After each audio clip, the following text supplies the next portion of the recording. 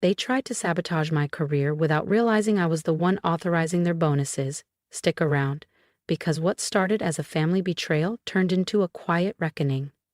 And if you love stories where the underestimated one writes the final check, hit that subscribe button. Success doesn't always look loud. Sometimes it wears a hoodie, works in silence, and holds the deed to the building you're standing in. I learned that 6 weeks ago, when my own family tried to block my promotion, not knowing I was the one with final sign-off authority. I'm Sienna Brooks. Publicly, I'm the Director of Innovation at Halston Key, a private equity firm based in Denver. What my family didn't realize? I'm also the majority owner. Quietly, legally, irrevocably. I built my fortune from scratch, starting at 22 with a software patch that predicted risk trends in commodities. I sold the patent for 7 figures and launched a holding company through which I slowly acquired equity in Halston Key. My name didn't appear, just the initials SB. Advisors RL, TD. Meanwhile, my cousin Trent strutted into Halston Key's junior analyst program through Uncle Ray's connections. Within a year, he was hosting meetings he barely understood and mocking my low-visibility role.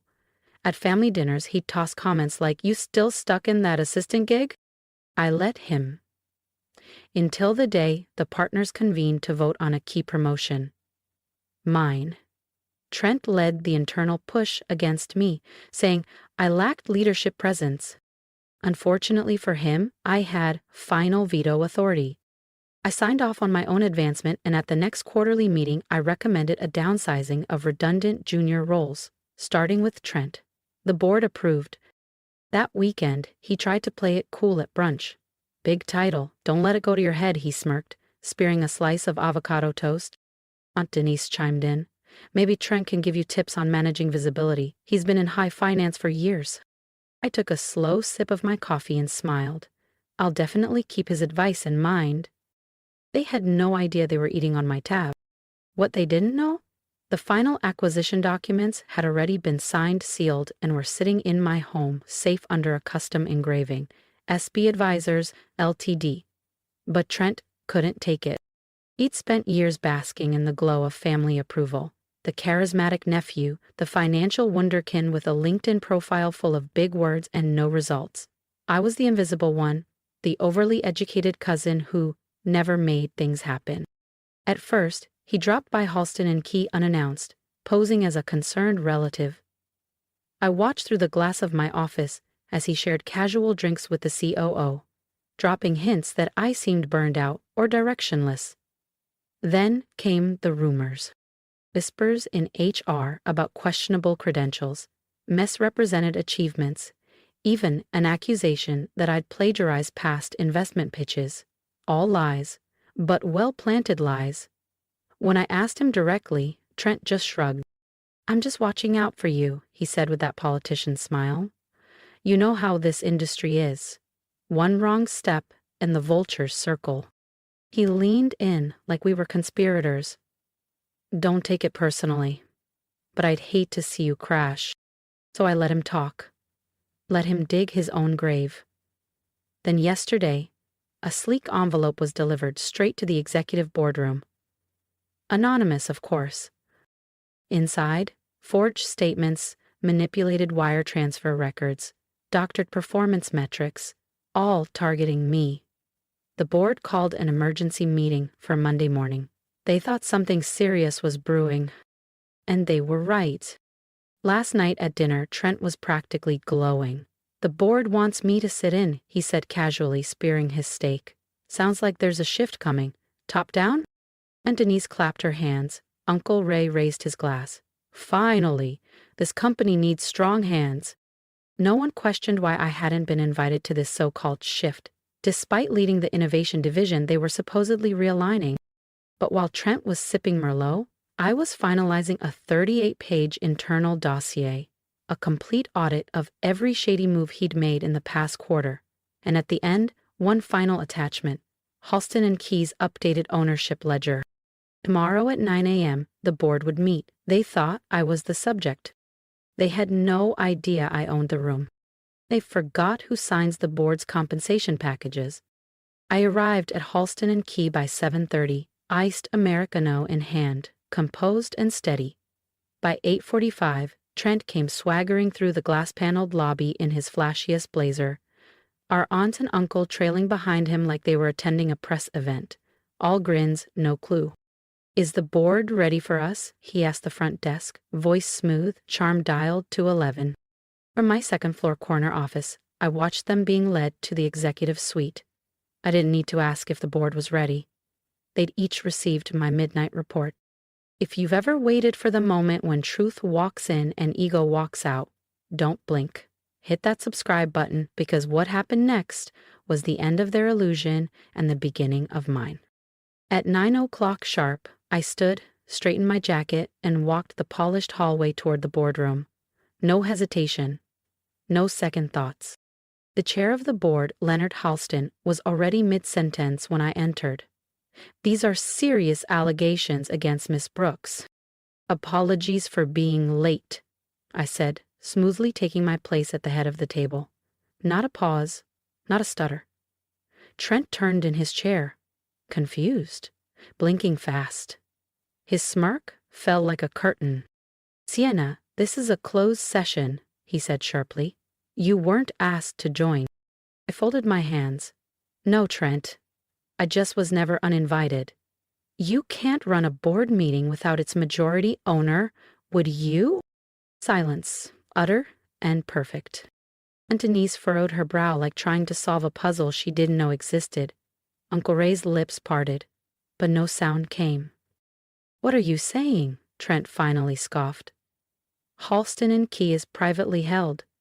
There's no majority." "It was," I replied, nodding at my assistant, Nora, who stepped forward and handed out black folders, each marked confidential, until 4 months ago when Halston Key was acquired by SB Advisors LTST. Would you like to guess who's behind that? Chairs shifted, pages turned, the murmurs began. Trent's voice cracked. "You? That's impossible. You're just—" I smiled. "Careful, you're talking to the majority shareholder now." And just like that, the room belonged to me. "Would you?" I asked softly. Nora gave a small nod and tapped her tablet. The speakers in the boardroom hissed, then came to life, filling the space with Trent's voice. Smooth, calculated, and venomous. "She's book smart," he said in one clip, "but she doesn't have the spine for leadership. Trust me, the board'll figure that out." The room stiffened. No one moved. Another recording followed, colder than the last. "Honestly, she's a diversity win. They had to pick someone." Gasps rippled. You could feel the air change, like a storm rolling in without thunder. In seconds, the carefully built illusion Trent had wrapped himself in began to disintegrate. Right on top of him. "Has anyone actually looked at her division's books lately?" His voice continued, laced with implication. "I'm hearing whispers." Each comment, once whispered behind closed doors, now played aloud in his own voice. No context left to spin, no scapegoats to blame. Across the table, Trent sat frozen, color drained from his face. I stood slowly and held up a familiar manila folder. "And then there's this," I said clearly. "The anonymous evidence the board received last week."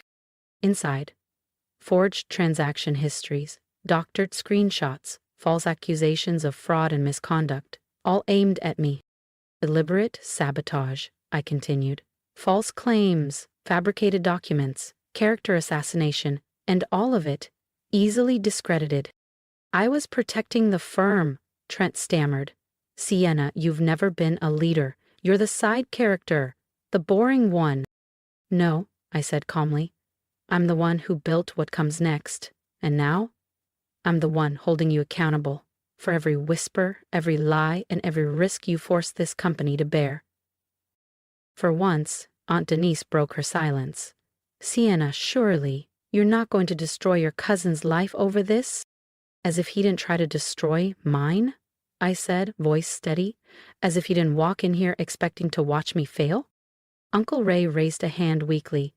"We were just here to support Trent." "No," I said, locking eyes with him. "You were here to do what you've always done, Bet against the wrong child. I turned back to the board and lifted my chin. Apologies for the tone of today's meeting, but I needed every one of you to understand what's truly at stake. Trent Brooks has violated the ethical and legal standards of this firm in a sustained, targeted effort to undermine my leadership. A long pause. This wasn't just about me, it was an attack on Halston and Key's future. Leonard Halston, the board chair, cleared his throat. Ms. Brooks, what action are you requesting? I folded my hands calmly on the table. First, I request that all allegations against me be formally dismissed on the basis of verified documentation and authenticated audio recordings. Several heads nodded. No one spoke. Second, I continued, I move for immediate disciplinary action against Mr. Trent Brooks for corporate misconduct.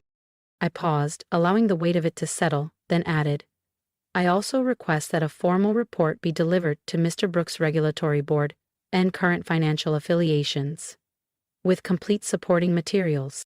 Trent jolted upright in his seat. You can't, he rasped, his voice cracking. You'll ruin everything I've worked for. Like you tried to ruin mine? I asked, still composed.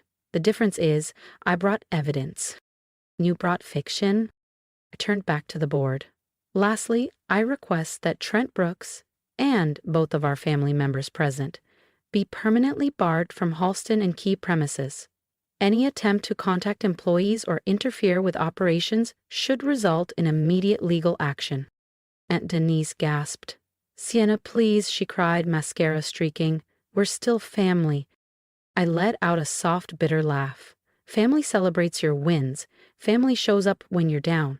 Family doesn't try to erase your legacy out of envy. I reached into my briefcase and pulled out one final folder, sliding it across the table. Its gold-embossed cover gleamed beneath the recessed lights. This, I said, is the acquisition agreement from my first fintech company.